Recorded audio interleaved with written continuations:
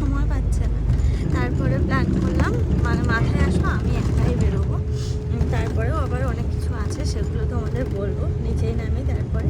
তো যাই হোক, দেখো বাস কিন্তু আমাদের 1 ঘন্টা অলরেডি রান করছে, চলে এসছে অনেকটাই।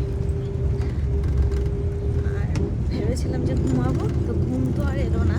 তো ট্রেনে যখন উঠি না তখনই ভেবেছিলাম যে ঘুমাবো, তো তখন তো ঘুমানো হয়নি, প্লাস বাসে এসেও এখনও পর্যন্ত ঘুম পাইনি।